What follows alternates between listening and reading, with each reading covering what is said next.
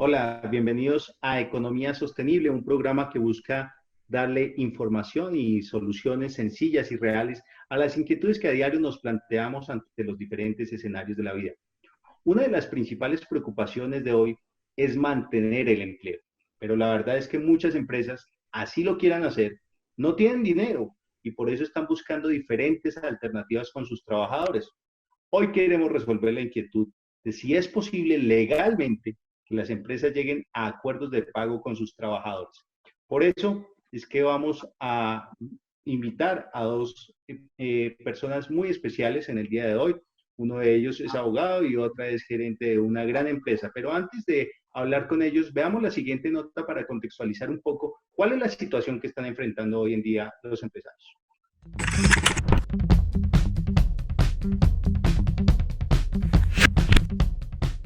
El 98% del tejido empresarial del país son micro, pequeñas y medianas empresas que generan cerca del 80% de los puestos de trabajo, razón por la cual, ante la coyuntura por el COVID-19, están encendidas las alarmas por los impactos en la economía y el empleo. Según ACOPI, gremio que agrupa a las pequeñas y medianas empresas, el 40% tiene una afectación superior al 75% en sus ventas, lo que les impide cumplir con las obligaciones adquiridas. Rosemary Quintero, presidenta de la asociación, asegura que varios sectores de la economía están pagando sus nóminas sin generar ningún ingreso, pero esta situación ya es insostenible. Ante este panorama, el Gobierno Nacional diseñó una solución de crédito preferencial, cuyo principal objetivo es conservar los empleos. Los beneficiarios serían personas naturales y jurídicas consideradas como micro, pequeñas, medianas o grandes empresas de todos los sectores económicos, excepto las del sector agropecuario y las empresas financiadas a través de la línea Colombia Responde. Pese a estas medidas, los empresarios insisten en que el procedimiento para obtener los créditos bancarios es muy lento y no tienen dinero para pagar las nóminas. Por eso algunas empresas están renegociando salarios, pagos de quincenas e incluso suspendiendo contratos. Pero, ¿es esto legal?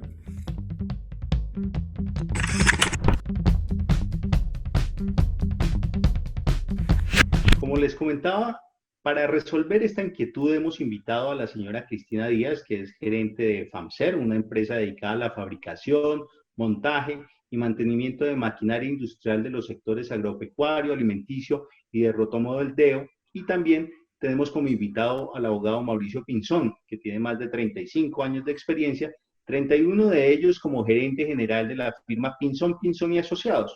Su experiencia en derecho de empresa, derecho tributario, propiedad intelectual y nuevas tecnologías nos ayudarán a aclarar el panorama.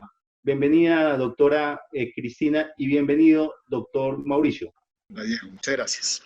Doctora Cristina, en las actuales circunstancias usted ha tratado de mantener con sus trabajadores algún tipo de acuerdo. Y sabemos que para usted es muy importante el tema del capital humano. ¿A qué acuerdo ha llegado con sus colaboradores para no tener que despedirlos?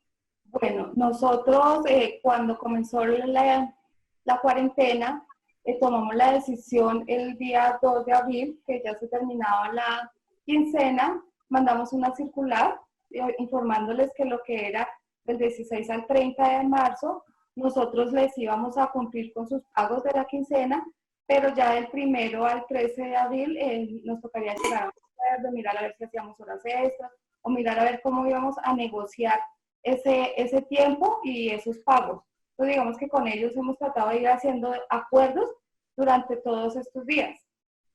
Doctor Mauricio, ¿son legales este tipo de alternativas planteados por algunos empresarios como la doctora Cristina para llegar a acuerdo de pago con sus trabajadores y proponerles incluso algún tipo de recorte de sueldo con el fin de no tener que despedirlos? Digamos que contestando la pregunta concreta, Diego, yo diría que todos esos acuerdos son perfectamente viables, todos los acuerdos son perfectamente aceptables dentro del marco en el que nos encontramos, obviamente dentro de unos límites. O sea, la reducción salarial es una reducción que se puede manifestar, se puede realizar en condiciones normales, pero siempre y cuando se busque y se logren hacer por mutuo acuerdo, como dice la doctora Cristina, que lo ha estado manejando con su equipo. Esa, digamos que es una alternativa absolutamente válida, y lo importante es que la manifestación y el acuerdo sea un acuerdo real y que todos, digamos, lo acepten de forma clara y sincera.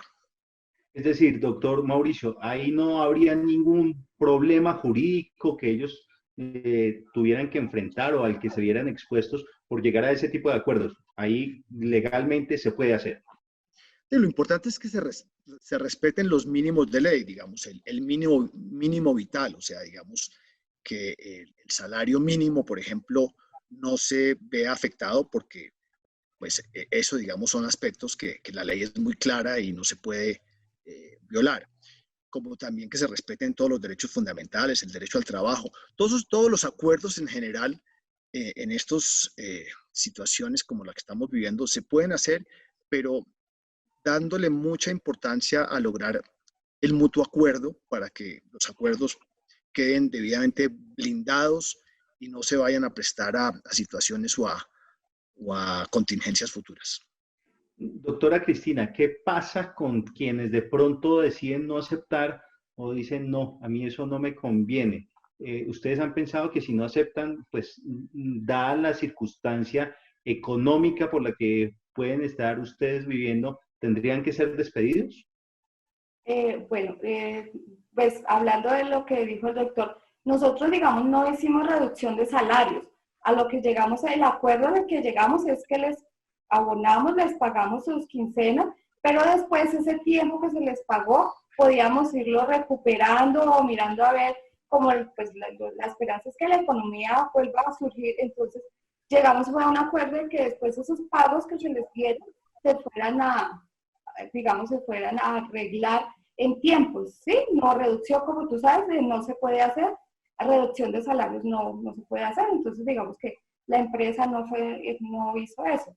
Entonces llegamos a acuerdos que después ellos lo podrían hacer con horas extras o en otros tiempos, digamos que ellos pues por eso estuvieron de acuerdo, ¿sí? Reducción de salarios si no fueron. Les anticiparon el pago, digamos, ellos están, entre comillas, debiendo, los trabajadores están debiendo la ejecución de eso que ustedes ya pagaron. Exacto, más o menos digamos que el acuerdo, por eso ellos quedaron contentos, dijeron que no había inconvenientes, que después podríamos llegar a recuperar el tiempo, digamos que la empresa como se maneja mucha hora extra, entonces después podríamos recuperar ese tiempo, pero lo importante era ayudarles a ellos en la parte económica, ¿no? Doctor Mauricio, un trabajador, así no sea de la empresa de la doctora Cristina, pero un trabajador al que se le haya llegado a un acuerdo, ¿podría llegar a demandar a una empresa por querer reducirle el sueldo en las actuales circunstancias? No, de hecho, muchas empresas lo han venido haciendo. La reducción del salario per se no está prohibida. Digamos que lo importante es que sea un acuerdo que se realice con el mutuo acuerdo de las partes, no sea una imposición de parte del empleador, sino que lo acuerden y lo convengan, son perfectamente válidos. Ahora, lo que plantea la doctora Cristina, yo entiendo que es más como una licencia, en lo que están usando ellos, una licencia remunerada, con un convenio de compensación de tiempos, en virtud de que en este momento no estén trabajando. Es tal vez lo que estoy entendiendo, doctora.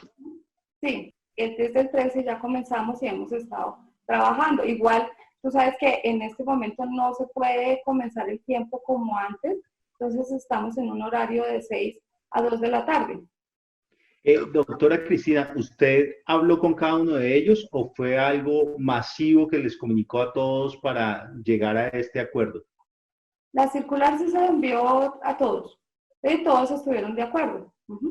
Doctor Mauricio, ¿es viable llegar a acuerdos individuales o la reducción, por ejemplo, quienes han planteado la reducción salarial, debe ser general, debe ser una norma para todos? Siempre y cuando no estén regidos por convenciones colectivas o pactos colectivos, las relaciones son individuales y se pueden manejar estos acuerdos individualmente. En derecho laboral, si la relación está regida por convenios colectivos, se manejan de forma colectiva y si no, se manejan de forma individual de acuerdo con los contratos de trabajo y el reglamento interno de trabajo que tenga la empresa. Doctora Entonces, Cristina, ya el gobierno comienza a abrir, digamos, un poco las posibilidades para diferentes sectores de la producción. Uno de ellos es la construcción. No sé si ustedes comienzan con la construcción ya también a recuperarse un poco. Si no es así, ¿qué otras medidas han pensado tomar para evitar despedir a los trabajadores? No, nuestra empresa sí ya comenzó, como te decía, nosotros hacemos maquinaria industrial de alimentos, entonces digamos que nosotros ya comenzamos y al reactivarse la parte de la construcción nos sirve porque nosotros manejamos mucho lo que es la parte de ferretería. Entonces a nosotros sí nos sirve y estamos activando ya la economía. Ya el 27 comienzan otros empleados, ya otros colaboradores que estaban hasta la cuarentena del 27, entonces ellos comenzarían ya el 27. Doctor Mauricio, ¿qué precauciones, ya dada la experiencia adquirida y dado el escenario en el que nos hemos visto abocados, qué precauciones deberían tomar las microempresas, las pequeñas y medianas empresas para evitar a futuro problemas jurídicos en aspectos laborales con el tema de posibles recortes o no? sí, eso es muy importante, Diego. Yo creo que hay una gama grande de opciones para las empresas en general, sean microempresas, pequeñas, medianas, grandes empresas. La ley al final es la misma ley para todos, pero digamos que lo importante en la implementación de esas herramientas es lo que hemos hablado desde el comienzo, que se busque primordialmente que todo se haga por el mutuo acuerdo, que en esta época cualquier convenio al que se llegue pues esté debidamente justificado y esté amparado. Por ejemplo, el caso de una opción que se ha utilizado mucho son las licencias no remuneradas, o sea, conversando con los empleados, con los trabajadores, para que ellos hagan una solicitud de una licencia no remunerada y a cambio de ello, para efectos de que no se quede sin ingreso durante el tiempo, se buscan, por decir algo, el pago de un auxilio de alimentación durante el tiempo de su licencia no remunerada, un auxilio no salarial, por lo tanto no tiene implicaciones prestacionales. Y eso, pues, digamos, bien documentado, bien organizado, bien armado, es perfectamente legal, perfectamente válido. Y como esa, pues hay otra gama grande de posibilidades, de acuerdos para que las empresas en esta situación tan compleja, pues tengan alternativas y sobre todo se logre el objetivo que todos queremos y es mantener el empleo, que las empresas puedan sostener a sus empleados, obviamente sacrificando todos de lado y lado para que no vayamos a vernos abocados a una situación de desempleo masivo. Entonces, pues hay muchas alternativas, muchas formas de hacerlo, pero siempre, digamos, lo importante es que los temas se busquen hacer respetando los acuerdos de voluntades, que sean acuerdos de voluntades claros, justificados y buscando a todas luces de lado y lado el que no se vayan a terminar las relaciones de trabajo sin que maten las empresas por la escasez de flujo de caja por las que todas las empresas están pasando en este momento, sean microempresas, pequeñas, medianas, grandes. El flujo de caja es un tema muy complicado en esta época. Muy bien, ya para ir redondeando un poco, doctora Cristina, ¿qué recomendaciones le daría a usted a sus colegas, a los empresarios? Dos recomendaciones para enfrentar esta difícil situación sin necesidad de despedir a los trabajadores como ustedes lo han hecho. Por ejemplo, adelantar el pago debiendo ellos el tiempo de trabajo, podría ser una. No sé, ¿cuáles son las soluciones que ustedes podrían recomendarle a colegas de ustedes, a empresarios, para tomar en esta situación de pandemia de COVID-19 para que no tengan que despedir a sus trabajadores? La primera que nosotros tomamos, la que acabas de decir, fue darles unos salarios por anticipado y después mirar a ver cómo lo cuadramos con tiempo o algo así. La segunda opción que tomamos, porque hay personas de mayor edad, hay otros que de pronto estaban afectados por el COVID, entonces a ellos se les dio anticipo de vacaciones. Entonces por eso ellos van a comenzar hasta el 27, pero igual ellos económicamente pudieron mantener la economía de la casa. Entonces, ellos comienzan el 27, con ya con menos tiempo, porque pues ellos ahí tenemos 4 personas que son un poquito de mayor edad, entonces como hay restricción para ellos, entonces ellos tocó darles como otro manejo, que fueron las vacaciones anticipadas.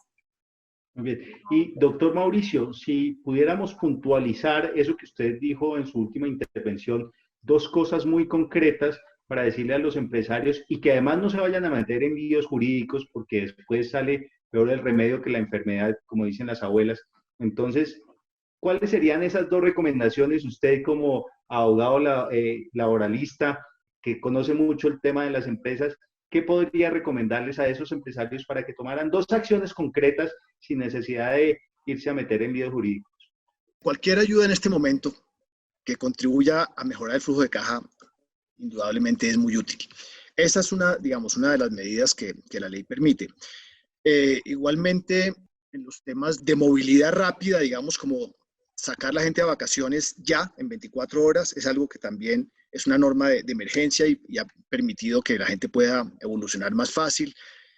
Mandarlos a vacaciones, pues de alguna manera es algo que de todas maneras en algún momento lo van a disfrutar, entonces se está generando el descanso remunerado en una época donde está muy disminuida la carga laboral, entonces es perfecto y eso a las empresas les facilita mucho.